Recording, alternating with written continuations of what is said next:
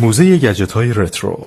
نوکیا N70 فرزند ارشد خانواده جدید نوکیا. صبح دلنشین چهارشنبه 7 اردیبهشت ماه 1384 بود که وزیر صنایع و معادن توی کنفرانس خبری گفت داریم برای خرید کمپانی خودروسازی MG روور مذاکره می‌کنیم. مدیرعامل باشگاه پاس تهران قبل از بازی با پرسپولیس گفت تیم ما شبیه بایر مونیخ بازی می‌کنه و خبرگزاری‌ها از ساخته شدن لایحه شتاب دهنده راکت تنیس توسط یک مخترع ایرانی خبر دادن. ولی بین همه این اخبار یه خبر واقعی هم داشتیم.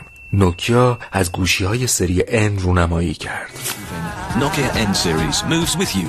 گوشی‌های سری N روی قابلیت‌های هیجان‌انگیز اون دوره مثل عکاسی، فیلمبرداری و موسیقی تمرکز داشتن و نوکیا بهشون میگفت گوشی‌های نسل بعدی و واقعاً هم باید اعتراف کرد تو مقایسه با گوشی‌های همرده زمان خودشون دستگاه‌های سری N نوکیا واقعاً سرآمد بودن. از بین مدل‌های مختلف سری N یکیشون بدجور به دل کاربرای ایرانی نشسته بود. البته دلیلش هنوز مشخص نیست، ولی امکان نداشت تو هر جمع بیشتر از 3 نفره‌ای حداقل یه نفر N70 نداشته باشه. N70 تقریبا همه چیزهایی که برای تبدیل شدن به یک گوشی پرفروش تو سال 2005 نیاز بود رو داشت.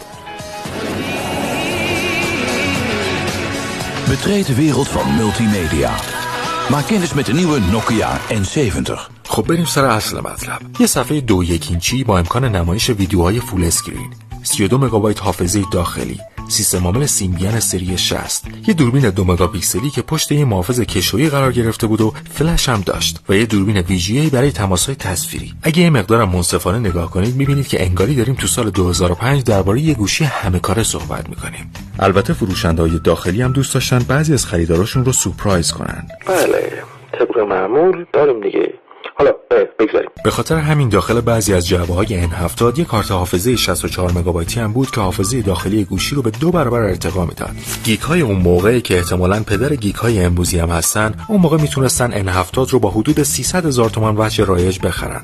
الان فقط سکوت میکنم و در انتها فقط توی یک جاده به سمت افق قدم برمی‌دارم. با مقیاس اون موقع این عدد میشه یه چیز حدود $300. انگار که امروز بخواید یه گوشی مثل گلکسی A71 یا پیکسل 4a بخرید. به نظر شما کدوم یکی هیجان انگیزتره؟